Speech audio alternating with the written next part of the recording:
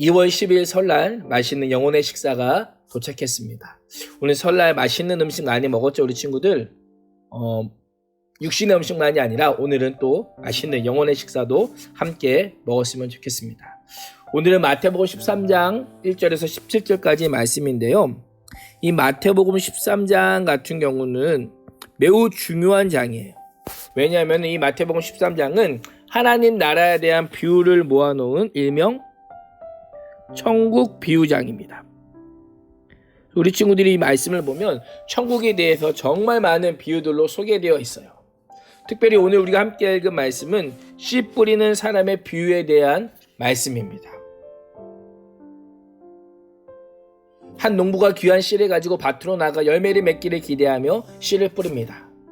우리나라는 땅을 갈아 엎은 후에 씨를 뿌리지만 당신은 씨앗을 흙에 묻지 않고 사방으로 뿌린 후에 흙으로 씨앗을 덮었습니다. 그렇다 보니 길가에 떨어지기도 하고 돌밭에 떨어지기도 하고 가시떨기나 옥토에 떨어지기도 했습니다. 오늘은 그 네 가지의 밭을 우리에게 알려주고 있는데요.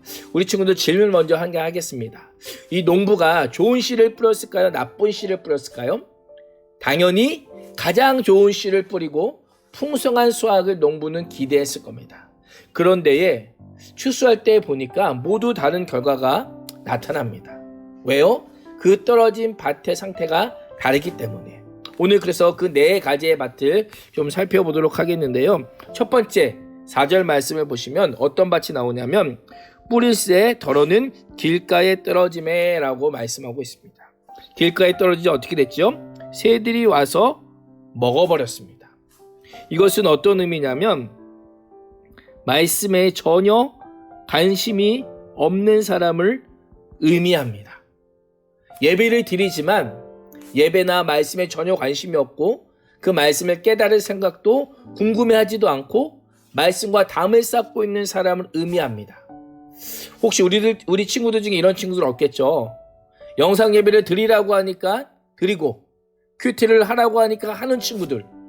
내가 왜 해야 되는지, 이것이 나에게 어떠한 유익과 어떠한 이점을 주는지도 모르고 그냥 멍 때리고 큐티 영상을 보고 멍 때리고 영상 예배를 보는 친구들이 이 길가와 같은 마음입니다. 개인적으로는 우리 중등부 고등부 친구들 가운데는 이런 친구들이 없기를 바랍니다. 두 번째는 5절에 있는데 한번 읽어보겠습니다. 더러는 흙이 얕은 돌밭에 떨어짐에 흙이 깊지 아니하므로 곧 싹이 나오나 해가 돋은 후에 타서 뿌리가 없으므로 말랐고 라고 말씀합니다. 이 돌밭에 떨어진 씨는요, 곧 싹이 나오지만 무엇이 없어요? 뿌리가 없어서 금방 마르기 시작합니다. 이 돌밭에 떨어진 씨는요, 처음에는 기쁨으로 말씀을 받습니다. 우리가 흔히 말씀 받을 때 어떻게 해요? 아멘, 아멘. 우리 전사님도 아멘, 아멘 하시죠? 이 기쁨으로 말씀을 받는데 이 뿌리가 없기 때문에 오래 가지 못하고 금방 마르는 거예요. 이 친구들은 어떤 친구들이냐면 우리가 살다 보면 고난이 오고 핍박이 찾아오죠. 이 고난과 핍박이 찾아오면 그것을 이겨내지 못하고 걸려 넘어지는 사람을 의미합니다. 분명히 말씀을 들을 때는 잘 살아보겠습니다. 그리고 우리가 결단의 기도하죠. 주여 주여 주여 라고 이렇게 부르짖고 열심히 기도하지만 예배가 끝나고 나면 내가 어떤 결단을 했는지 내가 어떤 기도를 했는지 까맣게 잊어버리고 고난과 핍박 앞에서 매주 똑같이 사는 사람을 의미합니다. 이것이 돌밭에 떨어진 씨와 같은 모습입니다. 세 번째는 7절 말씀을 읽어보겠습니다. 더러는 가시떨기에 떨어짐에 가시가 자라서 기운을 막았고. 아멘. 세 번째 씨는 가시떨기에 떨어집니다. 이 가시떨기는요, 가시가 자라면서 양분을 다 빼앗아 버리기 때문에 가시떨기에 떨어진 씨는 양분이 부족하여서 어떻게 돼요? 죽게 됩니다. 말씀을 받았을 때는 믿음으로 살겠다고 결단하고 날마다 열심으로 살아갑니다. 그런데 이 사람에게는 무엇이 찾아오냐면 걱정이 찾아오는 거예요. 이 가시처럼 날마다 내 안에 걱정이 찾아옵니다. 우리 친구들 같으면 어떤 걱정이 있겠어요? 성적에 대한 걱정, 또 진로에 대한 걱정, 이성에 대한 걱정, 돈에 대한 걱정, 여러 가지 것들로 머릿속이 복잡하고 마음속에 유혹이 찾아오니까 하나님의 말씀을 기억할 새도 없이 그것들이 모두 우리의 마음을 빼앗아가는 거예요. 그래서 기운을 막다라는 거예요. 하나님의 말씀을 사랑하는 마음을 가로막아서 열매를 맺지 못하게 되는 사람을 의미합니다. 그리고 마지막 씨앗은 어디에 떨어집니까? 8절에 보면 좋은 땅에 떨어집니다. 좋은 땅에 떨어지자 어떤 일이 일어나요? 100배, 60배, 30배의 결실을 맺게 됩니다. 이 말씀은 하나님의 말씀을 듣고 깨달을 뿐만 아니라 말씀대로 사는 것을 의미합니다. 이 사람은 듣고 깨닫고 순종하는 사람이에요.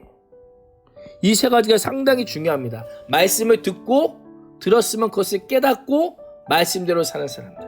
말씀을 들을 때도 집중을 잘 듣고요. 말씀대로 살면서 힘들고 어려워도 하나님의 도우심을 구하고 어려움과 고난과 역경을 이겨내고 믿음이 쑥쑥 자라는 사람을 가리킵니다. 우리 친구들 한번 생각해 보세요. 우리 친구들은 어떤 밭인 것 같으세요? 어떤 친구는 길가, 돌밭, 가시떨기, 좋은 밭. 사실은요, 우리 안에 이 네 가지 밭이 모두 다 있어요. 우리 친구들 수련회 때를 한번 생각해 보세요. 우리가 코로나 때문에 지금 수련회가 많이 중단되어 있었는데 지난 겨울 2020년 겨울 수련회를 한번 생각해 보세요. 수련회 때 보면 많은 친구들이 막 눈물로 기도합니다. 친구들의 얼굴이 가만히 앞에서 보면 이것이 눈물인가 콧물인가, 이 콧물과 눈물이 콜라보가 되어서 은혜가 되어서 쫙 흐릅니다. 근데 그 수련회 때는 엄청난 은혜를 받은 것 같은데요, 수련회가 좀 지나고 나면 예배를 조금씩 빠지고 교회에서 안 보이기 시작합니다. 그래서 친구들에게 전화하죠. 목사님인데 전사님인데 요즘 얼굴 보기가 힘드네, 무슨 일 있어? 그러면 하는 얘기가 뭐예요? 목사님 요즘 너무 바빠요. 할 일이 많아요. 친구들과 약속이 있어요.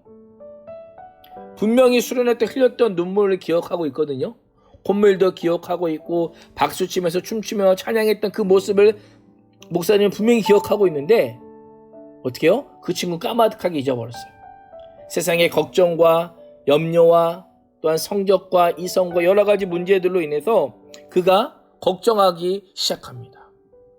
이것이 누구의 모습이에요? 우리의 모습이고 당시 예수님을 따라다녔던 제자들의 모습이에요. 그래서 예수님께서 10절 이 씨 뿌리는 사람의 비유를 마치고 예수님께서 그 비유를 마치시자 제자들이 이렇게 질문합니다. 10절 한번 읽어보겠습니다. 제자들이 예수께 나와 이르되 어찌하여 그들에게 비유로 말씀하시나이까? 아멘. 제자들이 뭐라고 말해요? 예수님 왜 사람들에게 비유로 말씀하십니까? 그러자 예수님께서 어떻게 대답하세요? 우리 11절 같이 읽겠습니다. 대답하여 이르시되 천국의 비밀을 아는 것이 너에게는 허락되었으나 그들에게는 아니 되었나니. 아멘. 예수님께서 천국의 비밀을 아는 것이 누구에게는 허락되었어요? 너희에게는 허락되었어요. 너희가 누구예요? 제자들. 다시 말하면 예수님을 믿는 사람들. 예수님을 믿는 사람들은 이것이 허락되었어요. 그러나 믿지 않는 사람들에게는 이것이 허락되지 않았기 때문이다 라고 말씀합니다. 11절에서 되게 중요한 단어가 있는데요. 어떤 단어냐면 허락되었다라고 하는 단어입니다. 이 허락되었다라고 하는 단어는요, 어떤 단어냐면 수동태입니다. 수동태. 우리 친구들 수동태가 뭐예요? 쉽게 말하면 주어가 어떤 일을 당하다라고 하는 의미입니다. 주어가 어떤 의미를 당하다. 다시 말하면 천국의 비밀을 아는 것은요, 자연적으로 얻어지거나 스스로의 힘으로 얻을 수 있는 것이 아니라 누구누구에 의해서 당해지는 것. 다시 말하면 예수님에 의해서 천국의 비밀을 알게 되는 거예요. 예수님에 의해서 주어지는 것입니다. 상당히 중요합니다. 내가 천국의 비밀을 아는 것은요, 내가 많이 배워서 알고 내가 교회를 오래 다녀서 아는 것이 아니라 내가 천국의 비밀을 아는 것은 예수님에 의해서 주어진다는 것이에요. 가만히 한번 생각해 보세요. 우리 친구들 오랫동안 교회를 다녀도요, 예수님을 모르는 사람이 있을까요? 없을까요? 있습니다. 정말 오랫동안 교회 다녔는데 예수님을 믿지 않는 사람이 있어요. 왜? 여기서 말씀하잖아요. 예수님을 아는 것, 천국 비밀을 아는 것은 인간의 힘과 노력으로 가능한 것이 아니고 돈을 주고 살 수 있는 것도 아니고 오직 하나님께서 선물로 주셔야만 가능한 것이기 때문이에요. 그래서 우리 친구들이 예수님을 믿고 있다면 복받은 사람이에요. 내가 예수님이 어떤 분인지 알고 있고 예수님을 나의 주, 나의 하나님으로 고백하고 있다라고 하는 것은 그것 자체로 하나님으로부터 엄청난 사랑과 은혜를 받은 사람입니다. 우리 친구들이 예수님 내가 믿고 있습니다. 예수님이 나의 구주입니다라고 고백한다면 우리 친구들 스스로에게 박수를 좀 쳐주세요. 나 칭찬해. 나 스스로를 좀 칭찬해 주세요. 엄청난 하나님의 은혜와 사랑을 받은 사람입니다. 그렇다면 우리가 그 하나님의 사랑을 받았다면, 그 은혜를 받았다면 중요한 건 뭐예요? 이제 어떻게 살까요? 오늘 이 말씀이 그것을 알려주는 거예요. 내가 하나님의 은혜가 나 안에 있다면, 하나님의 사랑이 내 안에 있다면 어떻게 살아야 될까?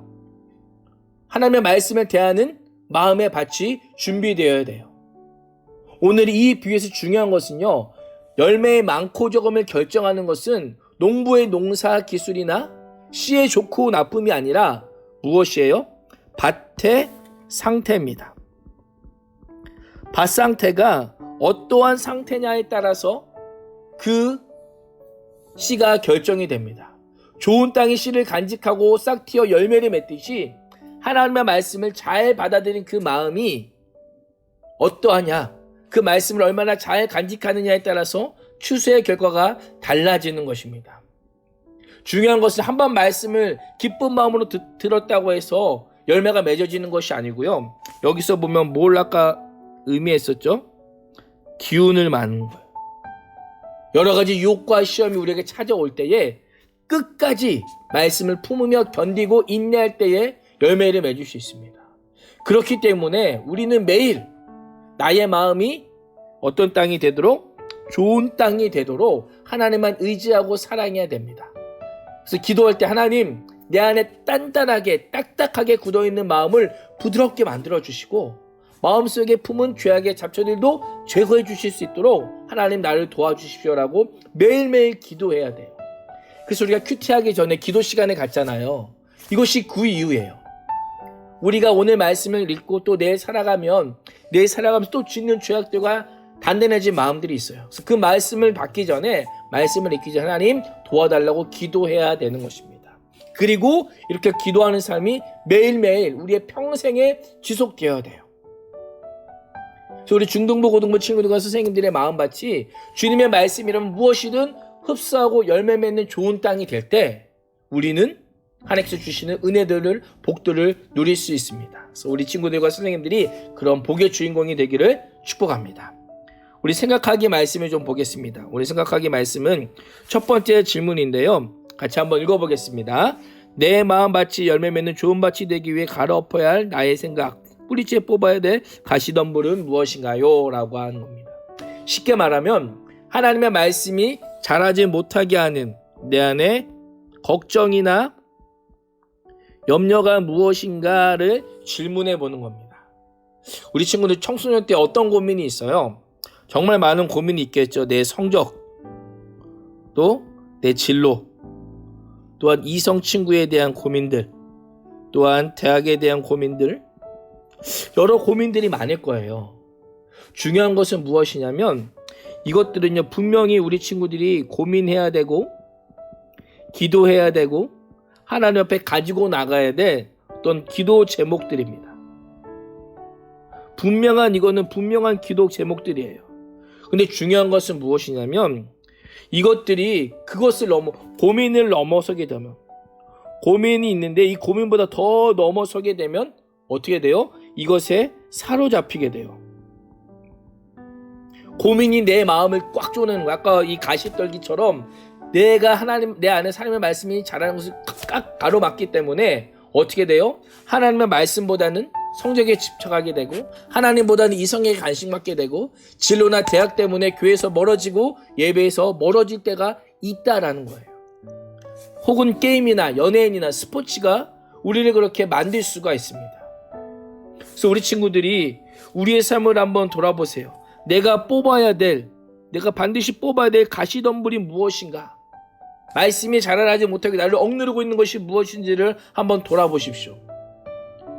내 마음에 말씀이 자라나지 못하는 밭이라면요, 하나님의 은혜의 산소가 들어갈 수 있도록, 믿음의 양분이 스며들 수 있도록, 기도의 담비, 말씀의 담비가 내려질 수 있도록 우리 친구들의 삶을 갈아엎어야 됩니다.